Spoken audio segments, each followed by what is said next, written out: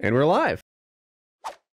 Do you remember how last week we were talking about like cultures and stuff we should steal from like other cultures that is good? Where like we steal the thing from Japan, where instead of the waiters having to come and pitter pat around, you just go, "I'm ready to pay. I'm ready to order." Yeah. Mm-hmm. You do stuff like that. I was trying to find a list of other things that we could emulate that are good from other cultures in the U.S., and it just devolved into me searching for ridiculous things that other cultures do that we can look down upon, which is easier. It is easier. And I linked one there, and I made sure to find ones that are still today that they're doing it, because obviously you can say shit like, "Oh, the Mesopotamians would fucking cut your ovaries out if you looked at them the wrong way," or something. That one I just linked to you, the 7 bizarre things that are still carried out today. These are so much more fucked than I thought they would be. And they are not at all the ones that you've seen before for them, or at least I haven't seen these. I'd never heard of this. So there's this tribe in Indonesia. And usually when you think Indonesia, you think like a hub of culture and progress, right? Yeah. But in this regard, and prostitution. Yeah. But in this regard, the Dani tribe of Indonesia, when someone dies, like a member of your family, they make the women in that family cut off half of their finger to remember that person dying. And so this is just the first part of this article are tons of pictures of these old ass poor women. With this lady has 6 of her fingers cut off. She has 2 fingers and her thumbs left, and that's it. And all the rest are just nubs. It's they're basically Sir Davos from Game of Thrones. They have that look. Yeah, of like the half hand. The half hand is what it is. Except these people are even worse than that. They must have stolen way more than fish and beans or whatever the fuck he did. But the onion knife, that's what it was. But yeah, this is fucked. Like, imagine how awful it must be to be a woman in this culture and have a big family. And then one of your sons becomes successful. They go on a ski trip, and the whole time you're like, "Oh, not the double blacks, no!" Like, I'm down to 1 here. They didn't even offer me fucking poles at the goddamn ski shop because they knew I couldn't hand them. Your nephew buys a paramotor. You're like, "God damn it! I might as well just shove my hand right in the back of that motherfucker." But this is like most common injury. So fucked up. Like, how did that get started? Because all this stuff has to have an impetus, like something that gets it going. When did they think, a good way to remind these women to remind us about our deaths is that we cut the fingers off? Well, I mean, we got to hunt still, right? Of course, we're not going to do it. How about the women, though?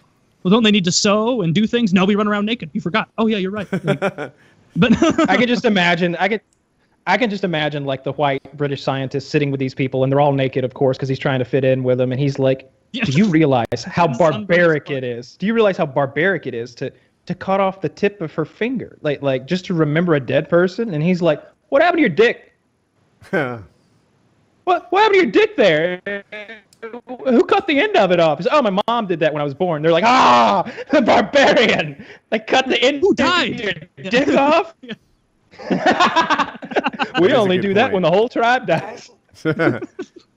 That is true. That is another thing that you think about. It's completely different, though, of course, because we don't need our foreskins for really fucking anything.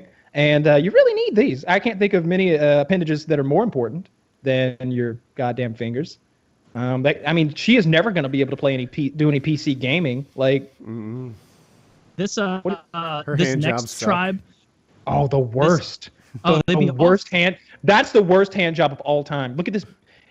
Can the viewers see her fucking hands right now? Yeah. I would kill myself before I took a hand. I'd vomit like half hand. I'm like, God, they're so rough too. I can feel the bone. What if it goes the other way? What if she's jerking me off and I'm like, "Dude, my dick looks huge next to your half hands." Like, I've never been more flattered. She's having to like grab your dick like this anyway with her fucking crazy hands. Maybe I just say, "You know what? Why don't you just use that toothless mouth of yours and finish this off?"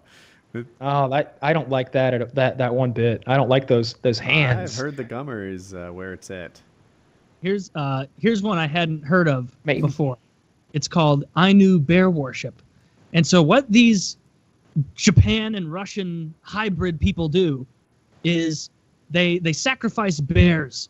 And so they will go into hibernating bear caves, slaughter the mom, steal the cubs, and then raise the cubs for a couple years, and then eventually they take those cubs and they either choke them or while choking them some, spear them to death, and then they drink all the blood. What number and are you on? Put the fourth one, I believe. Yeah, if you just scroll down until you see the bears.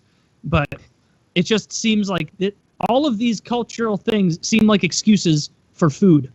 You know, and then they just backfill it where they're like, why do you do this with bears? And it's like, oh, it's very deep and spiritual. Are you sure it's just because fucking corn doesn't grow here in this part of Russia? It's like, oh yeah, well, that definitely plays into it. But but man, this is, oh man, what is it in our culture that is this weird? Because obviously you're inculcated in it, so you can't quite see it. Maybe circumcision is a thing. Kyle seems to think not. Circumcision. But I'm not on Kyle's team at all with circumcision. I think it's fucked up. Like, male circumcision and female circumcision.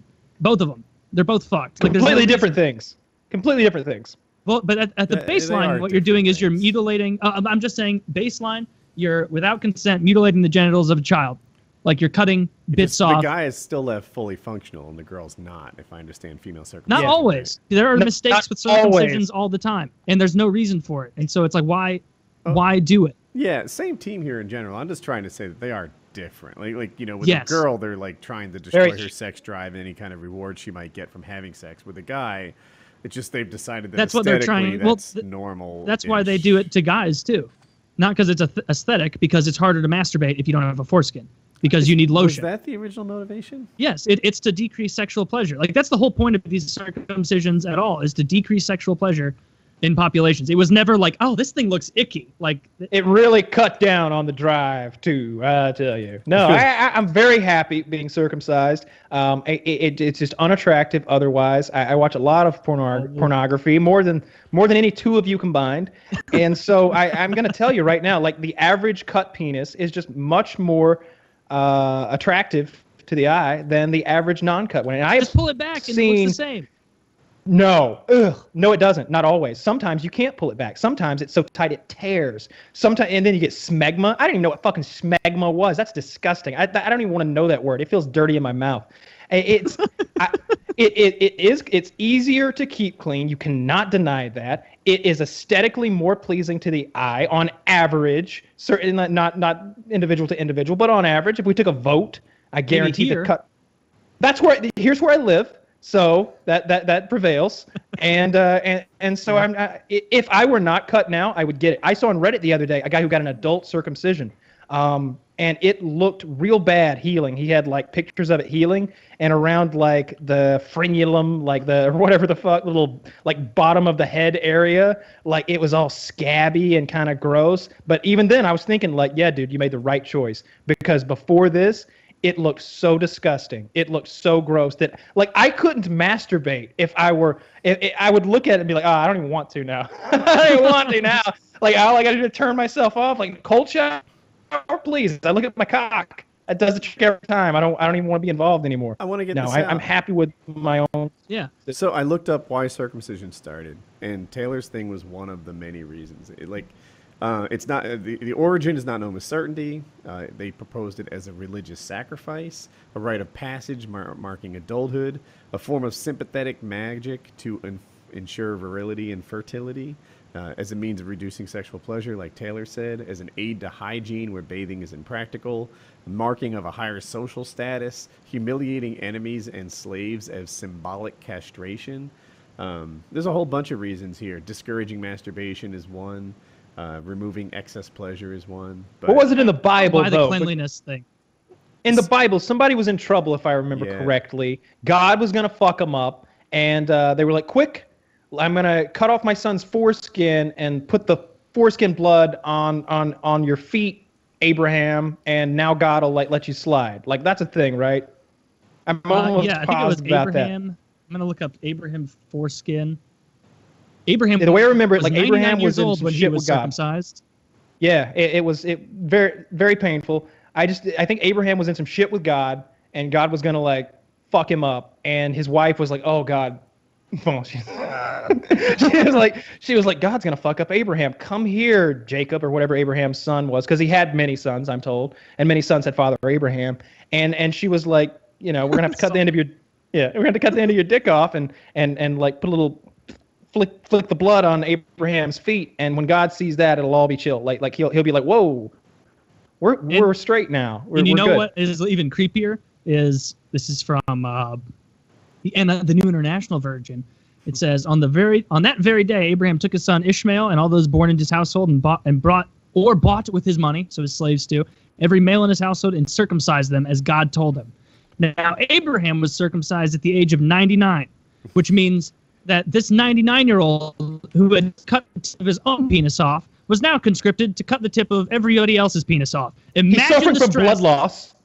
Yeah, you're suffering from blood loss because you have no idea how this shit works. You know, he's figuring it out as he goes. You know, the first 3 guys in line are like shuffling to try and get behind. Like, no, I insist. You receive the blessing of God first, my brother, and like just pushing them forward and shit. Like, I imagine. Like, but you had to know that it was gonna like these guys, all the other Jews, had to be like, yeah, well, of course we're all about God, Abraham. Like, yeah, we're gonna do whatever he says. Do you want us to slaughter a goat? Do you want us to slaughter a cow? You want us to give him, a couple of our slave girls? Like, no. He wants us to cut off the tip of our penises. It's like, oh no. Oh. Well, I have heard Babylon's nice this time of year, guys. Yeah, it's pretty good. Ball. I talked to Ball the other day, and he was straight with my cock as is. Beelzebub doesn't mind one bit. Satan's all about a whole cock. And that golden calf over there, he's straight with it too. Yeah.